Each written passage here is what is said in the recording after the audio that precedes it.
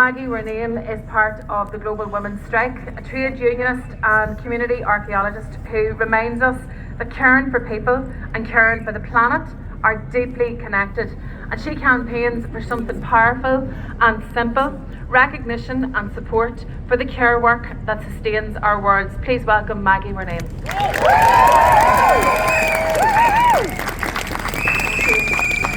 In the Global Women's Strike, my organisation, we're very glad to be standing with you against this new wave of violence and chaos.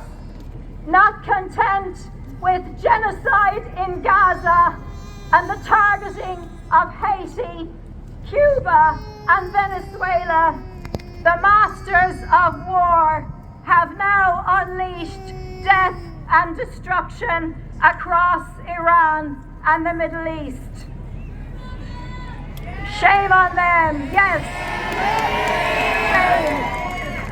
Women and children are always the majority of victims, whether it's the horrific murder of schoolgirls in Iran or the bombing and starvation in Gaza, in what South Africa calls a reproductive genocide. Poverty is also violence, and women and children are the poorest everywhere.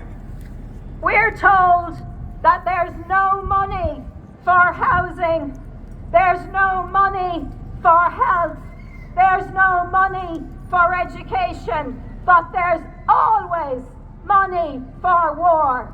It's outrageous.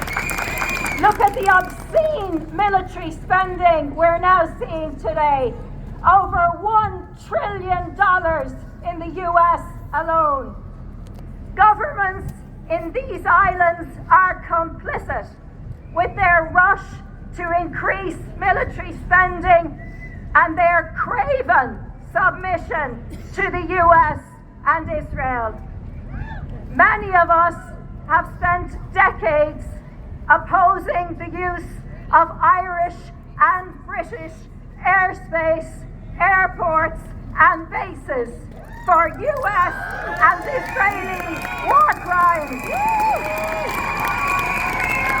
You know what I'm talking about. I know many of you have been there at Aldergrove and Shannon Airport, for example. We are also fighting attempts to dismantle Irish neutrality, never more important than now. In the Global Women's Strike, we say, invest in caring, not killing. We campaign for the state to pay a care income to mothers and other carers of all genders for the essential work of caring for people and all life. This includes the justice work that we do to defend our loved ones from discrimination and criminalization, and to prevent further environmental destruction and climate change.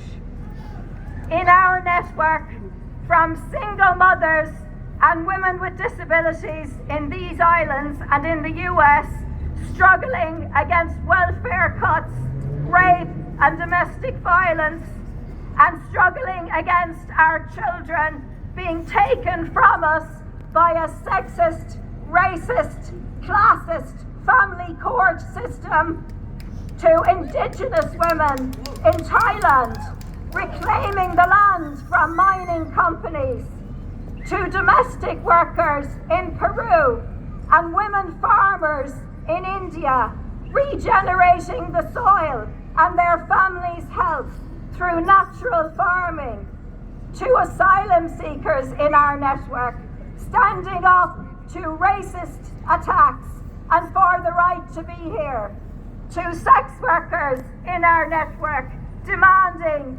decriminalization. We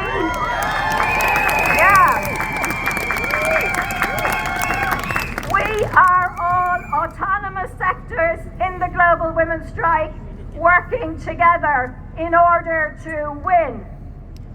The genocide in Gaza and the attacks on immigrants have set a new standard of brutality. But they have also set a standard of movement organising as millions everywhere, beginning with women, continue to rise up against genocide and imperialism. We must count our victories, however small, and we must continue to come together like today. That's what gives us the energy to be steadfast so that we can win. Invest in caring, not killing. Free Palestine, Saoirse and Palestine, free us all.